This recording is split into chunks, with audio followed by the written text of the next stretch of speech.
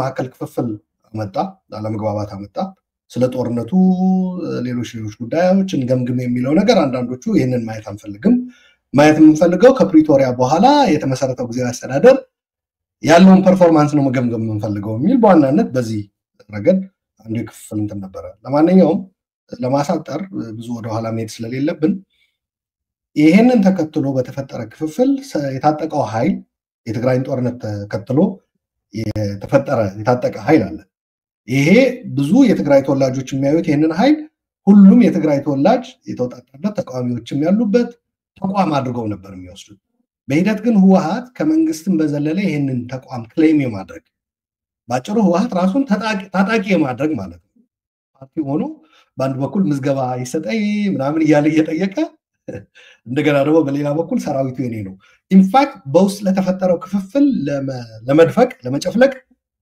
ወደ መጠቀም ነው የተሸጋገረውና በሰራዊቱ ውስጥም ክፍፍሉ ገባ ከፖለቲከኞቹ አልፎ ሰራዊቱ ውስጥ ያሉት እጃቸውን አውጥተው እኛ ጉባኤ ካካሄደው ካንዱ ህወሓት ከነ ደብረጽዮን ጋር ነው ውግንናችን ብለው እንትናሉ which means ፖለቲካውን አውቶማቲካሊ ሚሊታራይዝ አደረገው ማለት ነው ሶ የታጠቀ ህወሓት አለ ሌሎች ፓርቲዎች ደግሞ አሉ በዚህ በጦርነቱ ጋር ተያይዞ በትግራይ ህዝብ ላይ የተደቀነው አደጋ ለመመከት አስተዋጽኦ ያደረጉ ህወሓት ያልሆኑ ሰዎች ከጨዋታው ውጭ ሆኑ በረሃ ይወረዱ በአመራርም በምንም በለው በተራታ ተዋጊነት የተሳተፉት እና በሂደት ይሄ ህወሓት ከኔ ወጥተው የሄዱትን ከሃዲ ስለሆኑ እነሱ የሚቀበላቸው አካባቢ በኃይል ክራሽ አድርገው ይዛለዋል እና የዚህ ሂደት የመጀመሪያው ምዕራፍ የነበረው የአቶ ጌታቸውን አስተዳደር ማስወገድ ነበር በጉልበት ሰራዊቱ ውሳኔውን ተከትሎ ውሳኔውን እናስፈጽማለን ብለው በጉልበት እንትናሉና ምን ወለደ የቁጥር አንዱ የአቶ ጌታቸው አስተዳደር ምክትል የነበሩት የሰራዊቱ መሪ ፕሬዝዳንት ሆኖ መጡና ፌደራል መንግስትም ሰየው ብሎ አስፈርሞ ሞሽሮ ላከቸው ከዛ ትግራይ ከመጡ በኋላ ቁጥር 2 የጀነራል ታደሰ ወረደ ጊዜያዊ አስተዳደር መጣ የጊዜያዊ አስተዳደር በዋናነት ያተኮረው ህወሓት እውቅና ስለሰጠና ውግንናው ለህወሓት ስላደረገ በህወሓትም ፕሮፖዝ ተደርጌ ነው ወደ ስልጣን የመጣው ስላሉ ፕሬዝዳንቱ ያው ፌደራል መንግስቱ ቢሾማቸው ማለት ነው የህወሓትን ውሳኔዎች ሁሉ ወደ መፈጸም ነው የገቡት አንዱ ይሄ በደቡብ ትግራይ የተፈጠረው በተለይ ህወሓት ስንል አንዱ ፍንካች ማለታችን ነው የነደብረጽዮን ፍንካች የነደብረጽዮን ቡድን ሰራዊቱ እንዲፈጽምለት ደቡብ ትግራይ ራያ አካባቢ ማለት ነው ተቆጣጣሩልን አንዱ የወሰነው ውሳኔ እሱ ነው እዛ ያለው ከሃዲ ቡድን ነው ከደት የፈጸመ ነው ከህወሓት ውጭ መሆን የለበትም ዞኑ በሚል ወደ እርምጃ ገቡ አሁን ኮምፕሊትሊ ያለው አስተዳደር ቶና ከታች ሊሆን ህወሓት ሙሉ ለሙሉ የተቆጣጠረው ከህወሓት ውጭ የሆኑ ሰዎች በአስተሳሰብ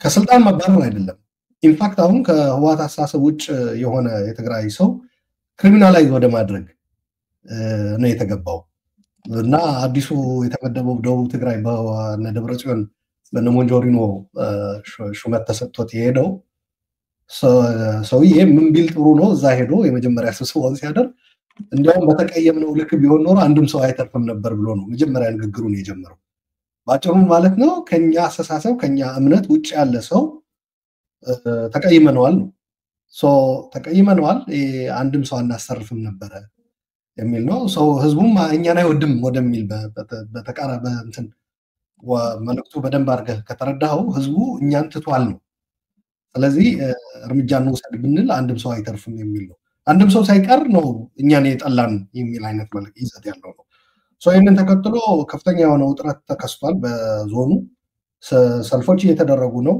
ህዝቡ ቆሞን ያሰማ ነው ህወሓትና ደጋፊዎቹ የነደብረጽዮን ቡድን ማለት ነው አጠቃላይ ዞኑን ህዝብ የብልጽግና የጌታቸው ስምረት ምሽግ ስለሆነ ነው ብለው ነው የፈረጁት ኢማጂን ህዝብ እንዳለ ወጥቶ አታስፈልጉንም ሲል ያለው አማራጭ ሴኩሪታይዝ ማድረግ ሚሊታራይዝ ማድረግ ሳይሆን ህዝቡ ሐሳቡ በማዳመጥ የራሱ አስተዳዳሪዎች በራሱ መንገድ እንዲመርጥ መፍቀድ ነበር መሆን የነበረበት ይሄ በአካታች በሆነ መልኩ ፖለቲካው ለማስተካከሉ ህወሓት ደግሞ ሚሊታራይዝ ፖለቲካው እንደ ማንኛውም ፓርቲ መሆኑ ቀርቶ ፖለቲካውን በሚሊታራይዜሽን ለመምራት ሲገባ ያው እንደዚህ አይነት ተቃውሞዎች ግጭቶች መጡ። በኃይል ለማንበርከክ በሄደበት ርቀት እስከ ትናንት ድረስ ሰው የተገደለበት፣ 2 ሰዎች የቆሰሉበት፣ 1 ሰው ደግሞ እዛው የተገደለበት ሁኔታ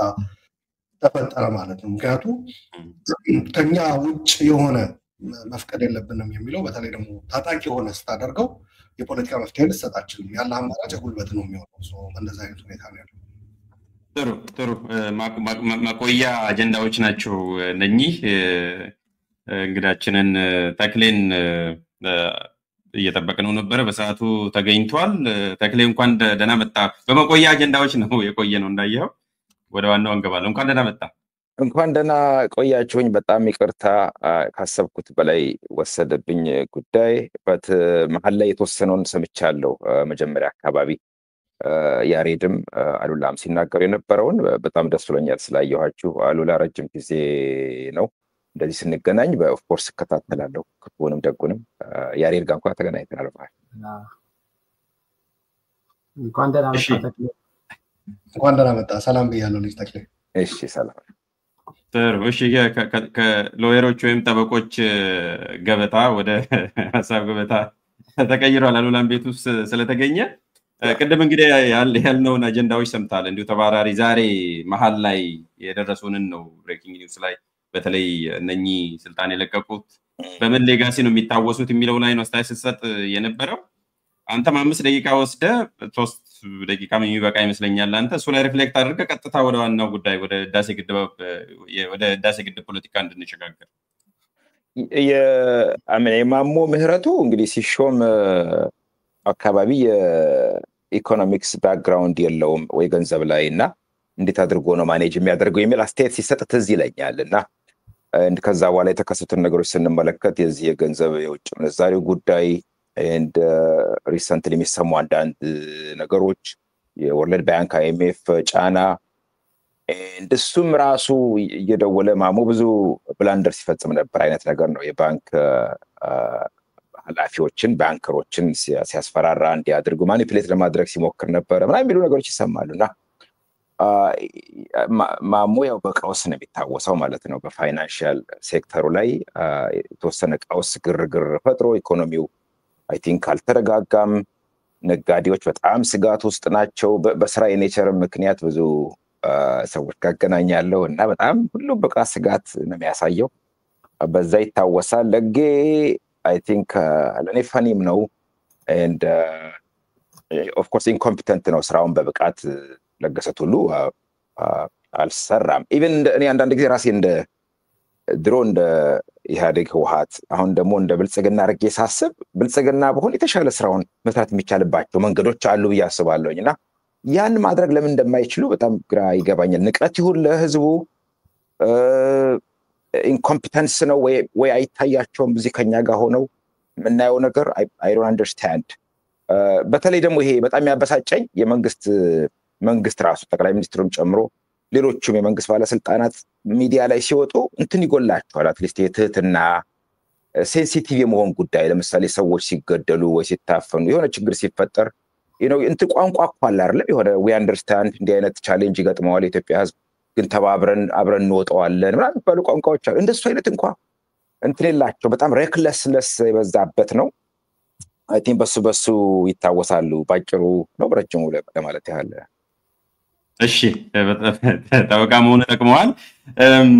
እንዳውም በአንድ ቃል ወይ ማረፍተ ነገር ሰብስብ ቢባል እኔ የምጠቀመው የብልጽግና ትልቁ ችግር መንግስት መሆን ያለመቻሉ ነው በሚል ነው። ይሄ ዲኮረም አለ መንግስት አለ መንግስት ስትሆን አክት የምታደርግበት ፕሮቶኮል አለ፣ ኢቲኬት አለ፣ መንግስታዊና ግለሰባዊ ድርጊቶች አሉና መንግስት መሆን እንደ መንግስት አክት ማድረግ ነው ብዙ ጊዜ የሚያስቸግራቸውና የአንድን መንግስት በነገራችን ላይ ባህሪ ውጤቱ እንደተጠበቀው ነው። አንተ እንዳልከው በዙሪያው በከበበው ሰዎች ነው የምታውቀው፣ ባህሪው በሚሾማቸው ባለስልጣናት ነው የምታውቀውና ብልጽግናን በደንብ ለማወቅ ወይም ደግሞ ወረድ ብለ ጠቅላይ ሚኒስትር ምን ነው የሚያስበው ብለ ስታስብ በማን ነው ዙሪያውን የከበበው በኮሙኒኬሽን ደረጃ ያሉት እነማን ናቸው? በየቦታው አውትሶርስ አድርጎ ወሬ የሚያስነግራቸው ሰዎች እነማን ናቸው? ስብናቸው ምን እንደሚመስለው ብለህ ስታስብ ወደ ህዳሴ ግድብ እንገባለን። ህዳሴ ግድብ ምርቃቱ ላይ እነማን ናቸው የተጠሩት ብለህ ብታይ ያያችሁት ይመስለኛል። በጣም የሰከሩ ሰዎች በቀን ሰክረው እየተንገዳገዱ ገርድን ገረድ እያሉ የሚናገሩ ሰዎች ናቸው የሚጋበዙት። አነስተኛና ጥቃቅን ሰዎች ናቸው የሚጋበዙት ፕሮግራም ላይ እንኳንና ጥሩ ነገር ነው ያስታወስከኝ። ኤኒዌይስ የኔ ሐሳብ ነው። ወደ የህዳሴ ግድብና የድል ሽሚያው በዚሁ እንሻገራለን። አድማጭ ተመልካቾቻችን ላይክ እና ሼር አድርጉ፣ ለሌሎችም አድርሱ። አልረሳናችሁም። አሁን የመጣችሁም እንኳን ደህና መጣችሁ። ወደ ዋናው ርዕሰ ጉዳይ እንሂድ እስቲ። ከጋሻሬል ልጀምር መሰለኝ በዛው ቅድም እንደጀመር ነው። የህዳሴ ግድብ ሲጀመርና ዛሬ ሲጠናቀቅ መካከል ያለው የፖለቲካ አስተላለፍና ሴንቲመንቱን ብትነግረን ከዛ ብንጀምር ምንድነው የሚመስለው በዛና በአሁኑ ጊዜ መካከል ያለው? ኦኬ እኔ ሲጀመር ያለው ነገር ብዙ ጊዜ በብዙ ቦታም ላይ ሲወራም አላይም፣ ግን የጠቅላይ ሚኒስትር መለስ ዜናዊ በህይወት በነበሩ ጊዜ በሳቸው ኢኒሺዬቲቭ ወሳጅነት ያው ብዙ ሪስኮች ቢኖሩትም ምክር ቤት ሁሉ ቀርበው ያደረጉትን ንግግር አሁን እንደውም እንደ አዲስ ሰርኩሌት እያደረገ ነው በሶሻል ሚዲያ።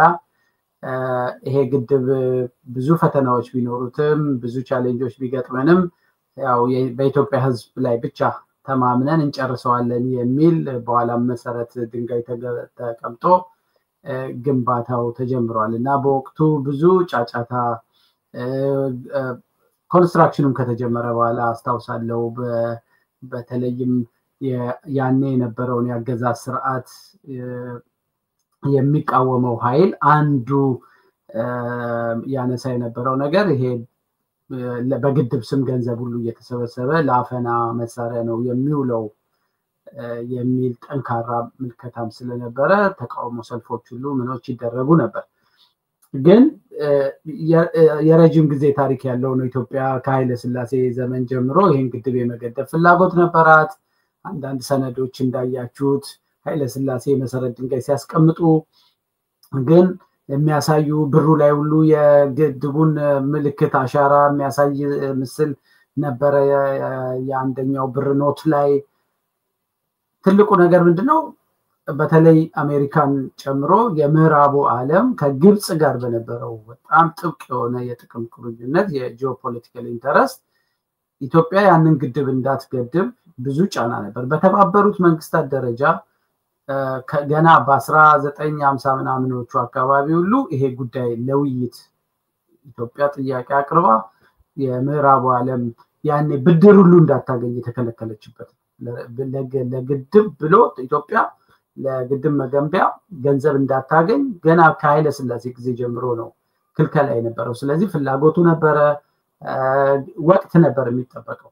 ለጠቅላይ ሚኒስትር መለስ ዜናዊ ወቅቱ አመቺ የሆነላቸው ነገር አንድ ወቅት ነው። ያንን ወቅት ምናልባት አሁን በትክክል ቀኖች እንትኖቹን ወደ ኋላ ተመልሶ ማየት ያስፈልግ ይሆናል። ግን የግብጽ ለምዕራቡ ዓለም ያላት እንትን ከዚህ ከአረብ ስፕሪንግ ተከትሎ በተለይ የሙስሊም ብራዘርሁድ ለአጭር ጊዜም ከቆየ በኋላ ትንሽ ከምዕራቡ ዓለም የመንሸራተት የማፈንገጥ አይነት ነገሮች የታዩበት፣ በሌላ በኩል ደግሞ ኢትዮጵያ ሞቃዲሾ ድረስ ሄዳ ለሶማሌ የምዕራባውያኖቹን አሳይመንት ተቀብላም ግን አዘ ሴም ታይም ደግሞ በኢትዮጵያ የሚመጣውን የሽብር ወረራ ለመከላከልም በማሰብ የጠቅላይ ሚኒስትር መለስ የሚመሩት መንግስት ሞቃዲሾ ድረስ ሰራዊት ይዞ ሶማሌን የወረረበት ወቅትም ነበር።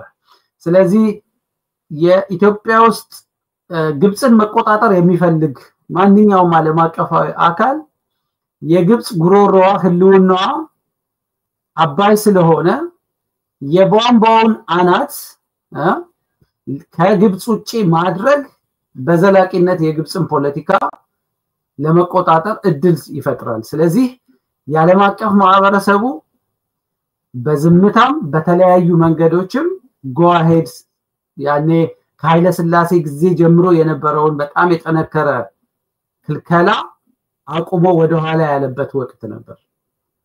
ይሄ ጠቅላይ ሚኒስትር መለስ ይሄንን እድል አላሳለፉትም፣ ቶሎ ነው የተጠቀሙት። ምክንያቱም ምዕራቡ ዓለም ግብጽ ላይ የተወሰኑ ዳውቶች የግብጽ ፖለቲካ እየተቀየረ የመጣበት ሁኔታ ውስጥ ስለነበረ ግብጽ ካፈነገጠች እና ሙሉ በሙሉ ወደ አረቡ ዓለም ገብታ የችግር ከተፈጠረ አደገኛ ነው በሚል የግብጽን ፖለቲካ ለመጨምደድ የግድ የቧንቧውን አናት ኢትዮጵያ ላይ መትከል ብቸኛው ሀገር እሷ ስለሆነች ለዛ ሶርስ አመቺ የምትሆነው በዝምታ ፍቃድ ተሰጥቷል።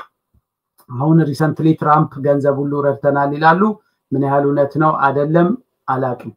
ግን ቢያንስ የዝምታ ድጋፉ ለጠቅላይ ሚኒስትር መለስ ጥሩ ሁኔታ ፈጥሮላቸዋል እና ያንን ሁሉ ይዞ ግን በኋላ ብዙ ጣውረዶች በመሃል ያሳለፈ ብዙ ችግሮች የታዩበት ኢትዮጵያም እንደ ሀገር የተፈተነችበት ፕሮጀክት ነው።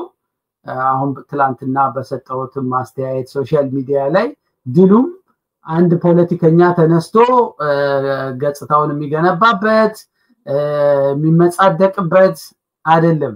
እያንዳንዱ ደሃ ኢትዮጵያዊ ከወር ደመወዙ ላይ ከልጆቹ ጉሮሮ ላይ ነጥቆ ገንዘብ እያዋጣ ነጋዴው በተለያየ መንገድ ሰው የተረባረበበት ከመጀመሪያው የመሰረት ድንጋይ አንስቶ ደግሞ በኋላም ጠቅላይ ሚኒስትር መለስ ብዙ ስራ መሰረት የጣሉበት እና የብዙ ኃይሎች የብዙ ባለሙያዎች እጅ ያረፈበት የኢትዮጵያ አንድ ትልቅ የእልህኝነት የአቅም ማሳያ ሐውልት አድርጌ ነው እኔ የምቆጥረውና ጠቅላይ ሚኒስትር አብይም የራሳቸው አበርክቶ አላቸው። ግን የብልጽግና ሌጋሲ ወይም የብልጽግና የሰክሰስ ስቶሪ ተደርጎ የሚታይበት እንትን እሱ ልክ አይደለም። የነዚህ ሁሉ ሂስቶሪካል እንትኑን አብሮ ማየት ያስፈልጋል። ግን ለኢትዮጵያ ሕዝብ ግን እንደ አንድ ትልቅ ድል የሚቆጥረው አንድ ትልቅ ፕሮጀክት ነው። እሱን ልጠይቅ ነበረ፣ እግረ መንገዱንም መልሰዋል። የማን ነው የሚለው ለምን ያጨቃጨቀ የሚለውን እንግዲህ ተመልሼ ወደ አንተ መምጣቴ አይቀርም። አሉላ የህዳሴ ግድብ የማን ነው? አሁን እንግዲህ የማን ነው የሚለውን ነገር ኦፍ ኮርስ የንብረትነት እያለን ንብረትነቱ የኢትዮጵያ ህዝብ ነው። እኔ ከሀሳብ አንጻር ነው አንድን አበርክቶ የሚታየው ሀሳብ ከማመንጨት አንድ ሰው ለምሳሌ እኔ ያመነጨውትን ዲዛይኑን ኢምፕሊመንት ሊያደርግ ይችላል። በፕሮጀክት ደረጃ ግን ሀሳቡን አምጦ የወለደው የማን ነው የሚለው ነው። የማን ነው ስንል ደግሞ ከአመራሮቹ አንጻር ነው። ምክንያቱም የድል ሽሚያ ያልኩት የድል ሽሚያ ሰሞኑን እየታየ ስላለ ነው። ጠቅላይ ሚኒስትሩም ቃለ ምልልስ አድርጓል። መለስ ዜናዊ በመጀመራቸው ጥሩ ነው፣ ግን አንድ አመትም ሳይኖሩ ነው ያረፉት ብሎ ነው ያለፉት። በዛ ውስጥም ኢምፕሊሲትሊ እኔ ያየሁት በጣም ሚኒማይዝ የማድረግ ነገር ዞሮ ዞሮ እንትን መሰረት ድንጋይ ቢጥልም አንድም አመት አልቆየም የሚል ነው። ከዛም አልፎ የዛሬ 7 አመት ያው ቪዲዮውን ከማመጣ በዚሁ ለመናገር ያህል ነው የዛሬ 6-7 አመት ወደ ህዳሴ ግድቡ ሲሄድ የፈራረሰ ቦታ ነው ያገኘውት የሚል ነው የተናገረው ጠቅላይ ሚኒስትር አብይ። ዛሬ ደግሞ ይሄኛውን ፎቶ ነው የተለጠፈው በፈራረሰ ምድርና ከተማና በዚህ ፎቶ መካከል ነው ጨርሼ እዛ የተነሳው ነው ጨርሰን አስረክበናል በሚል ቪዲዮ ላይና አያይዘን እንድትመልስልኝ አቶ ጀዋር መሐመድ እንዳውም ሄደው የመለስ ህዳሴ ነው የሚለው ነው የመለስ ህዳሴ ግድብ የሚል ቀደም አንድ መጣጥፍ ለጥፏል አቶ ጀዋር መሐመድ ከአንድ ሰዓት በፊት እንዳውም የመለስ ህዳሴ ግድብ ነው መባል ያለበት የሚል ነውና በአንተ እይታ የህዳሴ ግድቡ መሐንዲስ ወይም ባለቤት ማን ነው? መልካም ያው አቶ መለስ በህይወት ቢኖር የማን ነው የሚለው የኢትዮጵያ ህዝብ ነው የሚለው መለስ ዩዥዋሊ he doesn't like ይሄ በተቋማት ድርጅቶች ከስሙ ጋር እንዲያያዙ ምናምን አይፈልግም። ከሞተ በኋላ ነው እንዲያውም በጣም ህዳሴና መለስ ግድቡና የተለያዩ ልማቶች ባጭሩ በኢትዮጵያ ሲሉ የነበሩት እና ኢትዮጵያን በአቶ መለስ ላይ የተለያየ ምልከታ አላቸው ከአስተዳደራቸው ጋር ከአመራር እንትናቸው ጋር በተያያዘ ሌጋሲያቸው ጋር በተያያዘ ከዚህ ከህዳሴ ግድብ ጋር በተያያዘ ግን መለስን ከህዳሴ ግድብ መነጠል አይቻልም በፍጹም። ማለት ከሞራል አንጻርም ኖር ነው። የፈለገ ቢመጣ የፈለገ ልዩነት ቢኖር አቶ መለስ ኢንፋክት ህዳሴ ግድብ አይደለም የኢትዮጵያ የሃይድሮ ፓወር አባት ናቸው ብዬ ነው የምወስደው። በኢትዮጵያ የሃይድሮ ፓወር ሪቮሉሽን አባት ማን ነው ቢባል አቶ መለስ ዜናዊ ናቸው። ኢንፋክት ኢንጀነራል በመሰረተ ልማት የዲሞክራሲ የሰብአዊ መብት አያያዙ እዛ ያለው ጉድ እንደተጠበቀ ሆኖ ማለት ነው። እዛ ያለው መከራ፣ እዛ ያለው ብልሽት።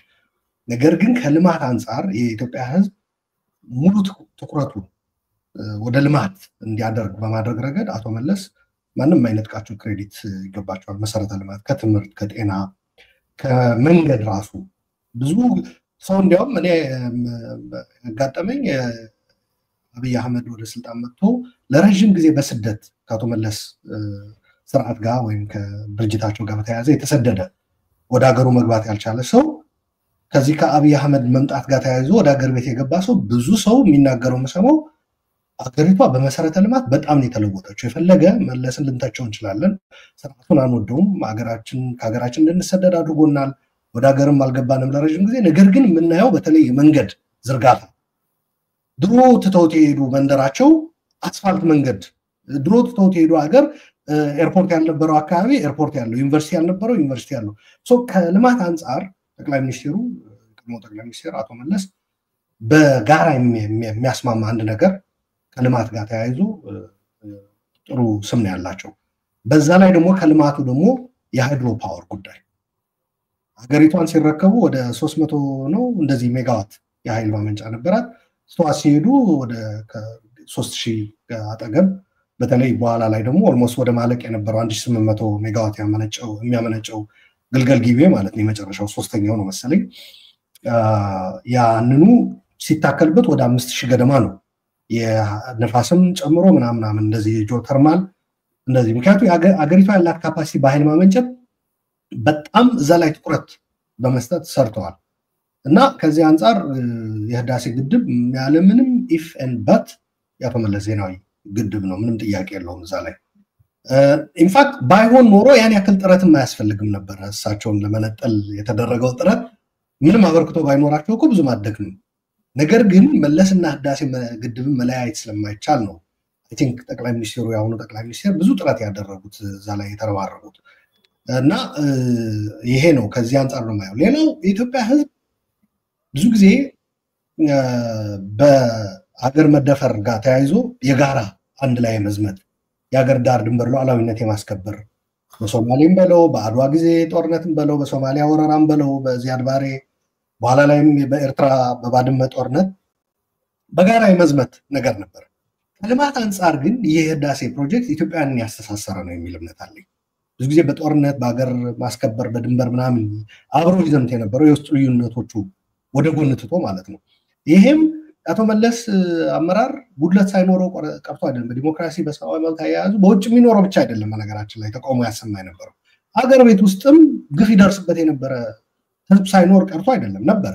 ነገር ግን የውስጥ ጉዳዩን ችሎ በዚህ በአገራዊ እንደ ፍላግሺፕ ልትወስደው የምችል ማለት ነው አገርን ወደ አንድ አጀንዳ ሊያመጣ የሚችል የልማት ስራ በማምጣትም ረገድ ነው መጠቀስ ያለበት። እዚህ ላይ መጨመር የምፈልገው ህዳሴ ግድብ መሰረተ ድንጋይ ማኖርና ግንባታ ማስጀመር ወይም ደግሞ ግንባታውን መገንባት አይደለም። ቅድም ያሬድ በሚገባ ገልጾታል። በአባይ ዙሪያ የሚደረግ የልማት ፕሮጀክት ብዙ የዲፕሎማሲ የውስጥ ጥንካሬ፣ የኢኮኖሚ እድገት እና ደግሞ ስቴቢሊቲ ሰላምና መረጋጋትን የሚጠይቅ ነው። እነዚህ ሁሉ ከምባይንድ ሆነው ነው ህዳሴን ሪያሊቲ ያደረጉት እንጂ ዝም ብሎ ተነጥሎ ዝም ብሎ ድንጋይ ከምሮ ሲሚንቶ በመለጠፍ ምናምን አይደለም። ምናልባት አንድ ጥያቄ እዚሁ ጋር የጂኦፖለቲክሱን ማንሳት ካልቀረ አሁን በዛ በአቶ መለስ ይሄንን ፕሮጀክት በጀመረበት ጊዜ የነበረው የፖለቲካ ውጥረትና የአሁኑ እኛ የሰራንበት የሰማይና ምድር ነው። በምቹ ሁኔታ ላይ ነው የህዳሴ ግድብን መሰረት የጣለው። እኛ ግን ያስጨረስነው ላለፉት 7 ዓመታት በጣም ተርቡለንት የሆነ በጣም አስቸጋሪ የጂኦፖለቲካም የሀገር ውስጥ ፖለቲካ ውስጥም ጡዘትና እሳት ላይ ሆነን ነው የሚል ነገር ነው ያለው። ማን ፈጠረው? እነዚህ ሁለቱን እኮ ነው አመቺ የሆነ ሁኔታ ማን ፈጠረው? ዝም ብሎ ዱብ አላለም ከሰማይ። ይሄ አሁን ያለው የደፈረሰው የተፈራረሰው የተበታተነው ነገርስ ማን አመጣው ነው። ስለዚህ ራስን ይሄ ሰልፍ ዲፊቲንግ እንትን ነው ናሬቲቭ ነው። በነገራችን ላይ በአስቸጋሪ ሁኔታ እየተባለ ያለው ቅድም የገለጽኩት ነው። የህዳሴ ግድብ እውን ለማድረግ የሚያስፈልጉ ግብአቶች የኮንስትራክሽን እቃዎች ብቻ አይደለም። ዲፕሎማሲ ይጠይቃል፣ ፋይናንስ ይጠይቃል፣ ኢኮኖሚ ማለት ነው። የአገር ውስጥ መረጋጋት ይጠይቃል፣ ኢንተርናል ስቴቢሊቲ ይጠይቃል። ከዛ ደግሞ ከግብፅ ልትጠቀምባቸው የምትችል አጎራባች አገሮች ጋር ያለህ ግንኙነት ማስተካከል ይጠይቃል። አቶ መለስ ዜናዊ ሚኒመም በ10 ዓመት ውስጥ ይህንን ነገር ሰርተዋል ብዬ አስባለሁ። ከነበራቸው የስልጣን ዘመን ውስጥ ህዳሴ ከመጀመሩ በፊት በነበረው 10 ዓመት ይህንን ሲጠየቁ ከህዝብ ጥያቄ እየተሰበሰበ ሚዲያ ላይ ቀርበው ይመልሱ ነበረ።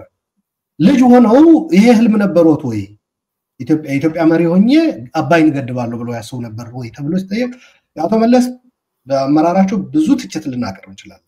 ወኒት ካምስቱ ቀጥተኛ መልስ በመስጠት ረገድ ግን የሚታሙ አይደሉምና ለዛም ነው ቅድም ግድቡ የማን ነው ቢባሉ የመለስ የሚባለው ነገር አይቀበሉትም ነበር እሳቸው ያልኩት። ኢትዮጵያ ህዝብ ነው የሚል ነገር ነው የሚመርጡት። ምክንያቱም በንግግር እና በመልስ አሰጣጥ አቶ መለስ በጣም ቁጥብና የተመረጠ ቃል በመጠቀም የሚታወቁ ናቸው እና በዚህ በህዳሴ ግድብ ጋር ተያይዞ ሲጠየቁ የሰጡት መልስ አይደለም ልጅ ሆኜ ከ10 ዓመት በፊት እንኳን ይሄ ጥያቄ ብጠየቅ የምንችልበት እድል አለ ብዬ አላስብም። ባለፉት 10 ዓመታት ምንድነው የተፈጠረው ተብለው ሲጠየቁ አንድ በዲፕሎማሲ ረገድ ግብፅን ማሸነፍ ይገባ ነበር። ኢትዮጵያ የመልማት መብቷ በማረጋገጥ ረገድ ከጎረቤት ሀገሮች ጋር ከተፋሰሱ ሀገራት ጋር ከአፍሪካ ህብረት ኢጋድ እነዚህ የመሳሰሉ የዲፕሎማሲ እንትኖችን መጠቀም ነበረባቸው። በዛም ከዛም አልፎ ኢትዮጵያን ብቻ ሳይሆን አፍሪካን ወክለው ከክላይሜት ቼንጅ ጋር በተያያዘ በዓለም አቀፉ መድረኮች እየተገኙ ይህንን ነገር ማስረት ችለዋል ብዬ አስባለሁ። በዲፕሎማሲው ረገድ ብዙ ስራ ሰርተዋል። የናይል ቤዚን ኢኒሽቲቭ መጥቀስ ይቻላል። የኮኦፐሬቲቭ ፍሬምወርክ አግሪመንት የኢንቴቤ አኮርድ ሁሉም ተፋሰስ ሀገሮቹ እንዲፈርሙት ሁላ የተሰራ ታስታውሳላችሁ። ከዛ በተጨማሪ የኢትዮጵያ ኢኮኖሚ ማደግ ነበር። ምክንያቱም ግብፅ ከዲፕሎማሲ በዘለለ በፋይናንስ ነበረ በአባይ ላይ ግድብ እንዳይሰራ ጥረት ታደርግ የነበረው። ስለዚህ ፋይናንሱ ከውስጥ መምጣት ነበረበት።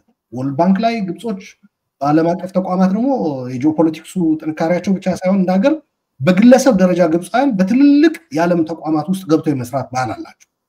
ይህንን ኢንፍሉዌንሳቸው ይጠቀሙበት ነበረ እና ፋይናንስ ማግኘት በሌሎች ግድቦች ላይ ፋይናንስ ይገኝ ነበረ፣ በሌሎች የሃይድሮ ፓወር ግድቦች። በአባይ ላይ ግን በጣም ከባድ ነበር። በኢትዮጵያውያን አቅም መገንባት የሚቻልበት የኢኮኖሚ ሁኔታ መፍጠር ግድ ይል ነበር። የኢትዮጵያ ኢኮኖሚ በተከታታይ ከፍተኛ የሆነ ፈጣን ከሚባሉ የዓለም ኢኮኖሚዎች ስለ ኢኮኖሚው ስናወራ ምቹ ሁኔታ በእርግጥ ተፈጥሯል።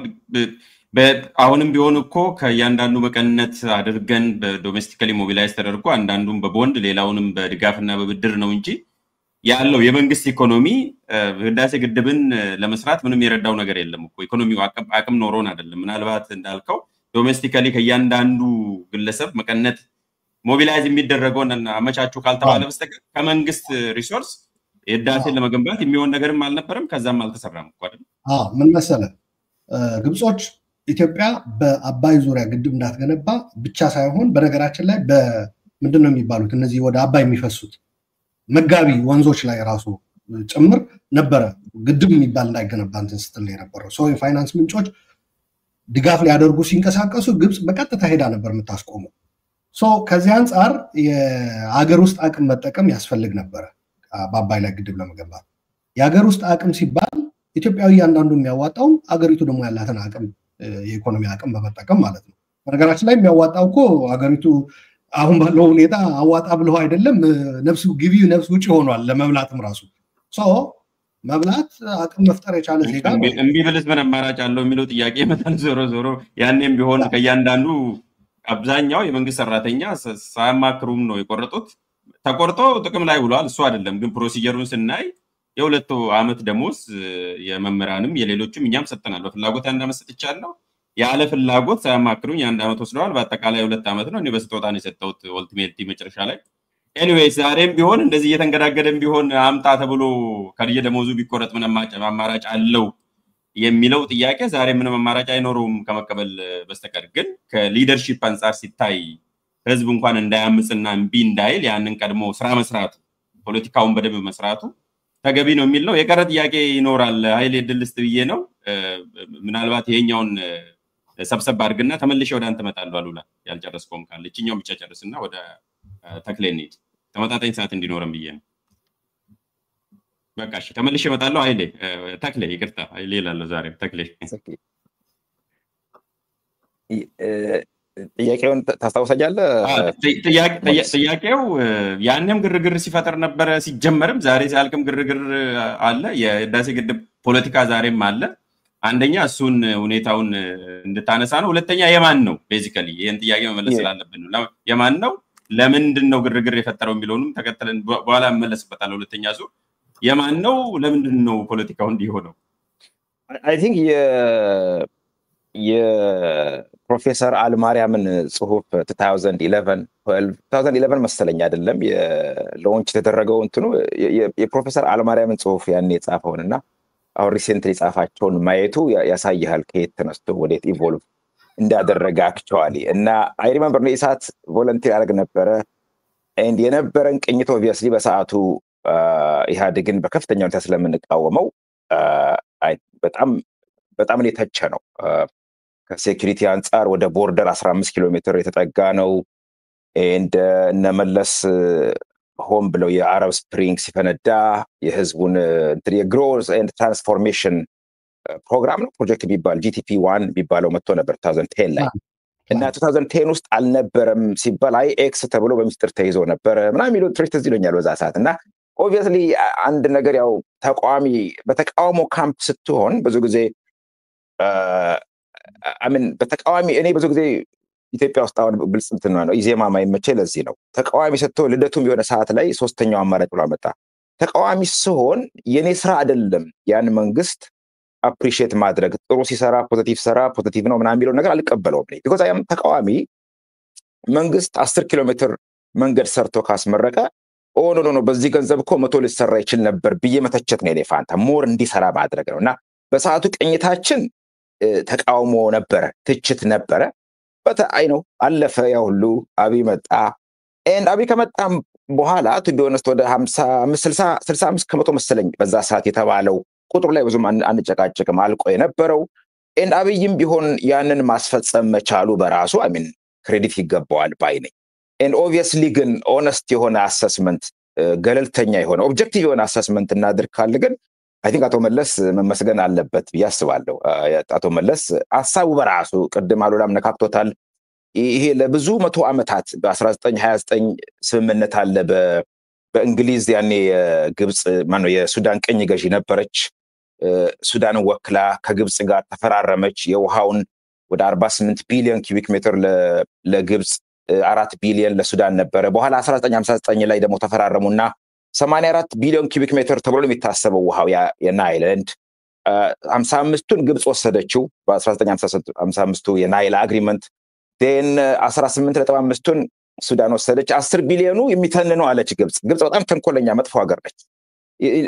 የሚተንነው ብለው ኦልሬዲ እኮ ደርሷል እዛ ከአስዋን ግድብ ላይ የሚተን ስለሆነ በሱ ይታሰብልኝ ብላ ውሃውን ወሰደች። ምንም በጣም የመጨረሻ ግሪዲ እና ብሩታል ክሩል ናቸው በጣም። ኤንድ ያን አግሪመንት ደርግም አልቻለም፣ ንጉሱም አልቻሉም ኦብቪየስሊ። ኤንድ ደርግም አልቻለም። ኤንድ ኢህአዴግ መጣ እንዳለው ዴሞክራሲው ሰብአዊ መብት ምናምኑ የምናውቀው ነው። ችግሩ ግን ይሄንን ደፍሮ አጌንስት ደ ታይድ ማለት ነው የዓለም አቀፍ ማህበረሰቡ ኦልሬዲ በቃ ሴትልድ ሎ ነው ዓለም አቀፍ ህግ ነው ተብሎ ቁጭ ያለ የተደነገገ ነገር ነው። ግብፅ ዋስ ፓወርፉል ከአሜሪካ ጋር ከእስራኤል ቀጥሎ በጣም ትልቁን እርዳታ የሚሊተሪ ሰፖርት ብለው ምናምን የምታገኝ ሀገር ነች ግብፅ ማለት በጣም ቢሊየንስ በዛ ሰዓት ላይ ጠንካራ ግንኙነት የነበራት ነው። ትራምፕ ሲመጣ ይሪመምበር ቦምብ ሊያደርጓቸው ይችላሉ ምናምን ሲል ነበረ። እንደውም አይደለም የዛሬ የመጀመሪያው ተርም ጊዜ መሰለኝ ትራምፕ ሲናገር ያን ሁሉ ይሄ ኢንተርናሽናል እንትኑን ፖለቲክሱን ተቃቁሞ ለምንም ፐርፐዝ ይሆን አክቹዋሊ መለስ እንዳልኩት በሰዓቱ የነበረ የቅኝት ይሄን ማድረጉ አይ ቲንክ የሚያስመሰግነው ነው። መለስ ዜናዊ በዛ ሰዓት አንተ ስለምለው ነው አሁንም አንተ ምለው በነገራችን ላይ ኤንድ ኦፍ ኮርስ አንድ ነገር ምንድነው ይሄ ኢትዮጵያ ውስጥ አንድ ነገር ብቻ አዚፍ አንድ ነገር የሀገሪቱን ሁሉ ህልውና ዕጣ ፈንታ እንደሚበይን አድርገን መውሰድ የለብንም። ግብፅ ማነው የአባይ ግድብ መገባቱ ትልቅ እንትን ነው በምስራቅ አፍሪካው ፖለቲካ ውስጥ ይሄ ጂኦፖለቲካሊ በጣም ሲግኒፊካንስ ያለው ነው። ቢኮዝ ግብፅ ቢያንስ እንደፈለገችው ማሽከርከር እንዳትችል ትልቅ እንትን ይሰጠናል። አፐር ሃንድ ሌቨሬጅ ይሰጠናል። ያ ማለት ግን የኢትዮጵያን ዕጣ ፈንታ አንዳንድ ሰዎች አዚፍ በቃ ብድግ ብሎ የኢትዮጵያን ዕጣ ፈንታ እንደሚለውጥ ኢትዮጵያ ከዚህ በኋላ እንደምትበለጽግ መብራት እንደምናገኝ it's going to take several years decades actually በትክክል ያባይ የግድቡ በረከት ህዝቡ ጋር እስኪደርስ ድረስ ገና ብዙ አመታት ይፈጃል ሌሎች የሴኩሪቲ ኮንሰርኖች የኤርትራ ጉዳይ ከህዋት ጋር ያለው ጉዳይ ከጎረቤት ሀገሮች ጋር ያለው ጉዳይ ሶማሊላንድ ጋር ያለው ጉዳይ ብዙ ኢንተርናል ፖለቲክስ ራሱ ይሄ ያለው ጸብ ዴሞክራታይዜሽኑ ምናምን ራሱን የቻሉ ትልልቅ ፋክተሮች ናቸው so this is just one factor only but major factor no of course or big factor no but this is not determinative and the only factor አይደለም because ያለ አባይም ኖርናል okay በአባይም of course ኖራለን significant እንትን አስተዋጽኦ አለው የማን ነው ኢትዮጵያ ህዝብ ነው I think ሁሉም የሚገባውን ክሬዲት ማግኘት አለበት አብይም regardless of ልክ ለመለስ ሰባይ መብቱን ዴሞክራሲ እንዳለው በዚህ ረገድ of course አብይ የተጫወተው ሮል ብዙ ጊዜ ካስተዋላችሁት ከመጣ ጊዜ ጀምሮ የራሱን ኢሜጅ ለመገንባት የሆነ ነገሮችን የተጀመሩም ካሉ ያጣጥላቸዋል አባይ ላይም እንደዛ ነው የሰራው አይ በቃ እሱ በፍጹም ተስፋ ቆረጡ ተውት ምናምን ነበር የመጀመሪያዎቹ አመታት ሲሰጥ የነበረው ትንታኔ አስተያየት ምናምን ነገር ሶ ምንድነው የአብይ ስታይል ያመራር ስታይል አንድ ነገር ይገለውና ከዛ ይሄው ነፍስ ዘራውበት እኔ አይነት እንትን ነው የተከተለው ስታይል እንደዛ ነው but that political decision determination commitment 2011 ላይ የታየው በጣም because ያልነበረን የማይቻል ይመስልን ሐሳብ የሚቻል ማድረግ መሬት ላይ መዘርጋት I think ትልቅ እንትን ነው ኃይለ ማርያም ደሳለኝም በዚህ ረገድ ክሬዲት ይገባቸዋል አስረዘምኩት ጥሩ ነው አላስረዘምክም ምናልባት አሁንም ጠይቃችሁ ያንዳንዳችሁን በዚህ አጀንዳ ላይ ተመርጦ ለአንድ ሰው ሐውልት ይሰራ ቢባል ሐውልት ቢፈለግ ማለት ነው ከነኚህ መሪዎች ውስጥ ለማን ነው የሚገባው ብላችሁ ታስባላችሁ የሚል ጥያቄ አለኝ አጫጭር ጥያቄ በጋራ ይሰራ ማለት ትችላላችሁ ለአንዱ ልትሉ ትችላላችሁ ለኢትዮጵያ ህዝብ ልትሉ ትችላላችሁ ግድቡ ራሱ እኮ ሐውልት ነው የሚሉ ሰዎችም አሉ ለአንዱ ቢመረጥ ማን ለማን ቢሰራ ወይም እንዴት ቢሆን ነው አንተ ስለዚህ አንድ ጥያቄን አስተካክለዋል ለአንድ ብትባሉ ከሆነ እንደሱ ነው ጥያቄን otherwise ለአንድ ሰው ከዚህ መሪዎች ውስጥ በነገራችን ላይ ደርግም አለበት ኮቴሽን አመጣለሁ በ1980 እና 87 በፈረንጆቹ ሙከራ አድርጓል ከግብጾች ጋርም ራሱ ውይይትም አድርጓል በዚህ ጉዳይ anyways አንዱ መሪ የኢትዮጵያ መሪ ምረጥና ሐውልት ይገንባብለት ቢባል ማን ነው የሚሆነው I mean ግዴታ ከሆነ በኔ ግዴታ አለመምረጥ ከተቻለ of course I mean እንደ ሐረር ሰዎች እናወራ ወይስ እናፍርጠው ወይስ እናድበስብሰው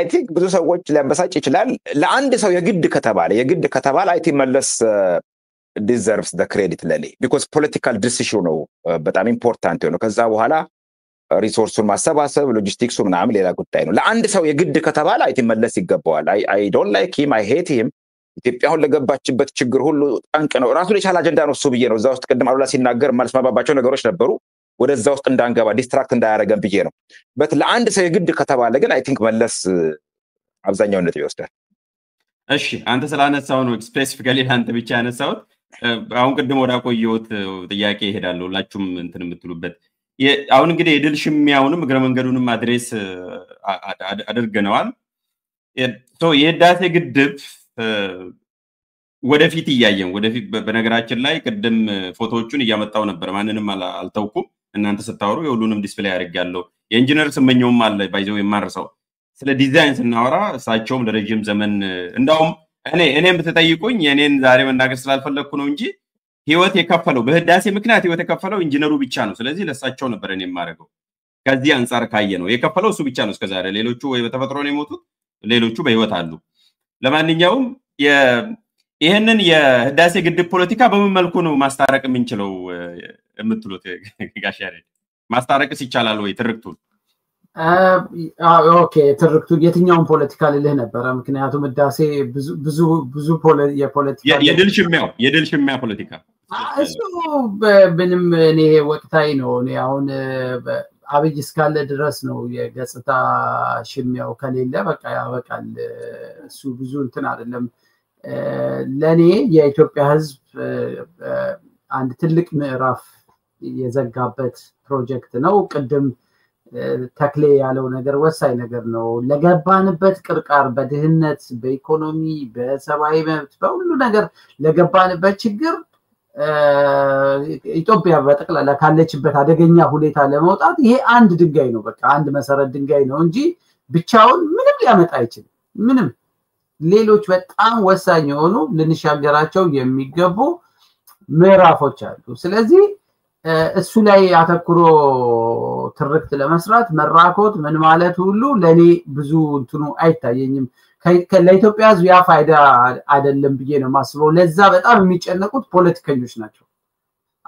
አብይ እንደዚህ አድርጎ ገሌ እንዲያርጎ ምናምን እያል ይሄ በቃ የኢትዮጵያ ሕዝብ ሲባል ፖለቲከኞቹን እዛ ውስጥም ጨምሮ የጋራ የሄዱትም ያሉትም የልፋት የድካም ውጤት ነው። ጥፋትም አለው ውስጡ።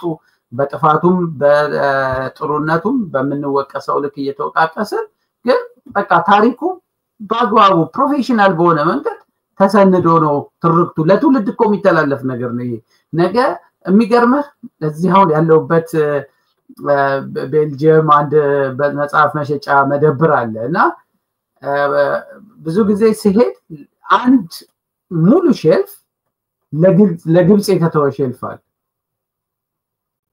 እና የግብጽ ምሁራን ያልጻፉት ነገር የለም ስለ አባይ ስለምን እና አፍሪካ የሚል አንድ አጠገቡ ሼልፍ አለ ማለት የሁሉም የአፍሪካ ሀገር የሆኑ መጽሐፎች እነ ማንዴላ ምናምን አሉ። የግብጽ ግን አንድ ሼልፍ ሙሉ። ስለዚህ ነገን ነው ማሰብ። ዛሬ አብይ ለቀጣዩ ምርጫ ሊጠቀምበት ይችላል። ሌሎች እንደዚህ ሊያስቡ ይችላሉ። ኢሬሌቨንት ነው። እውነታውን መቼ ነበር ያሰብነው? አሁን ከእናንተ ጋር እያወራሁ አንድ ሰነድ ትዝ ብሎኝ ጉግል ማድረግ ጀመርኩና አገኘሁት። በ1956 የአሜሪካ ስቴት ዲፓርትመንት አስጠንቶ ኢትዮጵያ አባይን ብትገድብ ምን ሊሆን ይችላል የሚል 17th ቮሊዩም የሚል አንድ እንትን ጥናት አሰርተው ከዛ ጊዜ ጀምሮ ይሄ ሁሉ መሰነድ አለበት። የተደረጉ ውይይቶች ማን ምን አደረገ? ቅድም እንድትባል በኃይለ ማርያም ዘመን ምን ተደረገ? ምን አይነት ባለሙያዎች ተሳተፉ? ኮንሰልታንቶቹ ሳይቀሩ ታሪኩ በአግባቡ ተሰንዶ ከዛ በኋላ ትውልዱ ከዛ ውስጥ የፈለገውን እየመዘዘ ይጠቀምበት እንጂ እኔ አብይ አንድ እዛው ባህሩ ዳርቻ ውሃው ዳርቻ ቁጭ ብሎ አንድ በጣም የሚሰቀጥጥ ነገር ሲናገር ስሰማው በጣም ነው ያዘንኩት። ምን አለ? ሀይቅ ፈጥረናል አለ እና ግብጽ ውስጥ እንደዚሁ ሀይቅ ፈጥረው እዛ ሀገር ባለ መሪ ስም ነው የተጠራው እና እኔ እንኳን እሱ እንደዛ እንዲሆን አልፈልግም ምናምን ብሎ እንዲህ ብዬ ግን ስም ሰጥቼዋለሁ ይላል። ወይስ አፍተር ኦል ይሄ የኢትዮጵያ ሕዝብ ደም ስንት ነገር የተከፈለበት ነው። ስለዚህ ለፖለቲከኞች የገጽታ መገንቢያ እንዲሆን እድል መሰጠትም የለበትም። ኢትስ ቢዮንድ መለስ ቢዮንድ አብይ እነዚህ ከምንጠቅሳቸው አካላት በላይ የሆነ ነገር ስለሆነ ሞር አገራዊ ገጽታው ላይ ነው ማተኮር ያለብን ባይ ነኝ። በጣም ጥሩ ነጥብ ነው። በኋላ መደምደሚያ ላይ እንመጣበታለን። የህዳሴ ግድብ የብሔራዊ አርማ በአማርኛ ወይም ናሽናል አይደንቲቲም ነው። ከግለሰብም ከትውልድም ኢቭን ከዚህ ትውልድ ብቻ አለ ያለፈው ትውልድ ድርሻ አለው፣ የአሁኑም አለው እና አብይንም ጨምሮ የወደፊትም ትውልድ ድርሻ አለው። ኢንተርጀኔሬሽናል ነው። እንዳውም ያኔ መለስ ዜናዊ ጥሩ ሰራ ብለው እንደዛ ኢንተርፕሬት አድርገውት ይሁን አይሁን አላቅም። አሁን ግን ሪኢንተርፕሬት የሚደረገው እንደ ኔሽን ቢልዲንግ መሳሪያን የተጠቀመው አንደኛውም ህዝብን ለማቀራረብ ብሔራዊ አንድነትን ለማምጣት ነው የተሰራው የሚልም በስፋት ሲነገርም እሰማለሁ። ለማንኛውም ቅድም አቋርጬ ነበረ አሉላ የቀረ ነገር ካለ ቅድሙን ጨምርበትና ተመሳሳይ ጥያቄ ነው የምጠይቀው። ይሄንን ፖለቲካ ከህዳሴ ግድብ ጋር ያለውን ተያይዞ ያለውን ፖለቲካ እንዴት አድርገን ልናስታርቅ ወይም ማስታረቅ ባንችልም የተሻለ አማርኛ ልናርቅ የምንችለው የሚለውን አስተያየት እንድሰጥበት ፈልጋለሁ። የቀረ ነገር ካለ አያይዘው በአጭሩ ሄድበት። ቅድም ያነሳው የግድ ለማን ሐውልት ይሰራ ቢባል ምናምን ያልከው ምንም ጥያቄ የለውም። መለስ ነዋ ነው የምልህ እኔ። ይሄ ለክርክርም ባናቀርበው መልካም ነው። ነገር ግን ከዛ በላይ ነው። ይሄ ግድብ ከግለሰቦች ጋር ምናምን አይደለም። ፈረንጆች ራሱ ሲጽፉ ስለ ግድቡ እንደተጀመረ ግንባታው ፍላግሺፕ ፕሮጀክት ብሎ ነው እንትን የሚሉት። አንድም ከኢትዮጵያውያንና ከኢትዮጵያ አቅም ነው እየተገነባ የነበረው። የውጭ ምንም አይነት እርዳታም ብሎ ብድርም እንትን ሳይደረግበት ነው ይሄ ግድብ የተገነባው። ስለዚህ ይሄ ትልቅ መልእክት አለው። መዋጮው ትንሽ ነው ብሏል አብይ። ከህዝብ የተዋጣው ትንሽ ሊሆን ይችላል በፐርሰንቴጅ ምናምን፣ ትንሽም ትሁን ከህዝብ ግብአት ከተደረገበት አንድ ፕሮጀክት የባለቤትነት ስሜቱ ትልቅ ነው፣ የጋራ ስሜቱ ትልቅ ነው። ከዛ በተጨማሪ ደግሞ ያው ከህዝብ የተዋጣው ትንሽ ቢሆንም አገሪቷ ያገኘችው ያላትን አቅም ሁሉ ወደዛ ነው ያፈሰሰችው። ከሀገሪቱ ሪሶርስ ነው እና የሀገሪቱ ሀብት የሀገሪቱ እንትን ደግሞ ከዜጎች የተነጠለ ነገር አይደለም። ስለዚህ መለስ ራሱም ያኔ ይፋ ሲያደርገው ምንድነው ፋይናንሱም እኛው፣ ግንበኞቹም እኛው፣ ምኑም ሁሉም የጉልበት ሰራተኛው ምኑም እያለ ሲዘረዘረው ነበር። ኢትዮጵያን እንደ ሀገር ቅድም ስገልጸው ነበር በተለያዩ ታሪካዊ አጋጣሚዎች የኢትዮጵያ ህዝብ እንዲተሳሰር ያደረጉ ሁነቶች ተፈጥሯል። እዛ ውስጥ በልማት ደግሞ እዛ ውስጥ መግባት የሚችል ነው ብዬ አምናለሁ እና እንደ ፍላግሺፕ ፕሮጀክት ልክ ፈረንጆች የውጭ ሚዲያዎች ሲጠቅሱት እንደነበረ በዛ ቢጠራ አሁን ፍላግሺፕ ምን ልንለው እንችላለን? ሞገስ በአማርኛ ቢገኝለት ፍላግሺፕ ትክክለኛ አማርኛ ትርጉሙን አላውቅም፣ ግን ቅድም እንዳልኩ በብሔራዊ አርማው ብንሄድ ይሻላል። ሁሉም በላይ ሆነ ማለት ነው። ያ ብሔራዊ አርማ፣ ሀገራዊ አርማ ፕሮጀክት ልንለው እንችላለን። ፍላግሺፕ ፕሮጀክት ብሎ ስለሚጠሩት ነው እነሱ እና ከአፍሪካ በነገራችን ላይ አንደኛ በግዝፈቱ ከዓለም ደግሞ 8ኛ ነው፣ 7ኛ ወር 8ኛ ካልተሳሳትኩ። እና ትልቁ ነገር ግን ግብጾች ይህንን ግድብ እውን መሆኑ ሲያውቁ ራሱ ያጦዙት ተቃውሞና የዲፕሎማሲ ስራ ቀላል አልነበረም ለማስቆም እስካሁኗ ድረስ ማለት ነው። አሁንም እንደዛ ያደረጉ ኢንተርናል ኮንፍሊክቶችን እንትን በማድረግ ፋይናንስ እንዳይገኝ ዓለም አቀፍ ተጽዕኖ እንዲደረግ ወደ ተባበሩት መንግስታት ጸጥታው ምክር ቤት ወስደውታል፣ ባይሳካላችሁ ማለት ነው። ወደ ዓለም ባንክ ወደ አሜሪካ እንዲገባ ብዙ ጥረት አድርጓል። ነገራችን ላይ የአብይ ስህተት እዚህ ላይ ነው የሚመጣው። ግድቡ ወደ ሶስተኛ ወገን በመውሰድ ረገድ የሰራው ጥፋት ትልቅ ነው። ኢንፋክት ግድቡን ሊያስቆም የሚችል ደረጃ ላይም ደርሶ ነበር። ይህ በተለይ ሶሺ ላይ ሄዶ ተስማምቶ ወርልድ ባንክና አሜሪካ እጃቸው እንዲያስገቡ የፈቀደበት ሊፈረም እኮ ነበር። አቶ ገዱና ኢንጂነር ስለሺ እኮ እዚህ ዋይት ሃውስ መጥተው ሊፈርሙ ነበር፣ ግን ብዙ ጫና ተደርጎ ነው አንዳንዱ እዛ ላይ ተሳታፊ የነበሩ ሰዎችም አንፈርምም ብለው ነው ጉዳዩ እንትን ያለው እንጂ ግብፅ እዛ ላይ በአስተዳደርም በለው በቴክኒክ ቁጥጥርም በለው ምንድነው የሚሉት እነሱ የታሪካዊ ስምምነቶች የሚሏቸው ቅድም ልጅ ተክሌ ሲጠቅሳቸው የነበረ የኮሎኒያል የቀኝ ግዛት ስምምነቶች እዛ ላይ የሚከብልን የሚል ነገር ሂስቶሪካል ራይትስ ኤንድ ዋተር ሴኩሪቲ ይሉታል። ሁለት ኮንሰፕት ነው ያላቸው። ያንንም ለመሰንቀር ባጭሩ ግድቡንም ራሱ ራን ለማድረግ ለማስተዳደር ጭምር የሄደ የግድቡ ሳይዝ የመቀነስ ባጭሩ በሂደት ግድቡን የመግደል ጭምር ነው። በነገራችን ላይ የሚያመነጨው መጠን ቀንሷል። በነገራችን ላይ ብዙ ሰው ልብ አይለው ከ6450 ወደ 5150 ነው የወረደው። 1300 ተቀንሶበታል። ይህ ማለት የከፍታው ቀንሷል፣ ተርባይኖቹ ቀንሰዋል ቁጥራቸው። ስለዚህ ይሄ ግብፅ በሂደት ግድቡን ዝም ብሎ የድንጋይና የሲሚንቶ ክምችት ሆኖ እዛው ላይ እንዲቆም የማድረግ ፍላጎት ነበር የነበራቸው። በአካባቢው ደግሞ ግጭትና ታጣቂዎች በማሰማራት ኢትዮጵያንም በመክበብ አሁን ሶማሊያ ውስጥ ገብተዋል። ያም የሆነበት የራሱ የአብይ አስተዳደር ስህተት ምን እንደፈጠረ ታውቃላችሁ። በዛ ላይ ከሶማሌላንድ ጋር በገባበት ውል ሶማሊያ የኢትዮጵያ አጋር መሆኗ ቀርቶ ግብፅን ጠርታ ያስገባችበት ሁኔታ ነው የተፈጠረው። ከኤርትራ ጋር ያለው ችግር እንዲሁም ሱዳን የግድቡ ደጋፊ ነበረች። በሂደት ግን ወደ ግብፅ ነው የተመለሰችው። ድሮም ከግብፅ ጋር ነበረች። በሂደት ግን ወደ ኢትዮጵያ የመጣችበት እስከ ቦንድ መግዛት እስከ የኮንስትራክሽን መሳሪያዎች እስከ ማቅረብ ድረስ ደርሳ ነበር። የፖለቲካው የዲፕሎማሲ ድጋፉ እንዳለ ሆኖ ማለት ነው። በሂደት ግን ሱዳን የሚወጣችበት ግብፅ ደግሞ በሂደት ወደ አፍሪካ ህብረትን የኢትዮጵያ ዙሪያ ያሉ ሀገራቶችንም የመቆጣጠር ሂደት ተነጥላ አቀርታ ነበር በመለስ ዜናዊ ጊዜ። በሂደት ግን ይህንኑ እያፈረሰች ወደ እንትኑ የመጣችበት። ለምንድነው ይህንን ግብጾች የሚያደርጉት ካልከኝ አንድ በኢትዮጵያ ህዝቦች ተጠቃሚነትና የመልማት መብት አያምኑ። አንዱ ትልቁ ችግራቸው ያ ነው፣ ያ ማይንድ ሴት ነው። ሁለተኛ ችግራቸው በጂኦፖለቲክሱ የነበራቸው ቅድም ያሬድ ሲገልጽ የነበረ ለዘመናት የነበራቸው የበላይነት ቧንቧው እዛ ላይ ስለሚደረግ ያንኑ እናጣለን። ኢትዮጵያ ተወስዷለች። ትልቁ ስጋታቸው ይሄ ነው። በነገራችን ላይ ከሳይንስ አይደለም፣ ከልማት አንጻር፣ ከውሃ መጠንም አንጻር አይደለም። በነገራችን ላይ ህዳሴ በመገደቡ እንዲያውም በመሰራቱ የግብፅ የውሃ እንትን ፍሰት ወደ ግብፅ የሚፈሰው በጣም በተስተካከለ ሁኔታ እንደሚያደርግ ነው ጥናቶች የሚያሳዩት።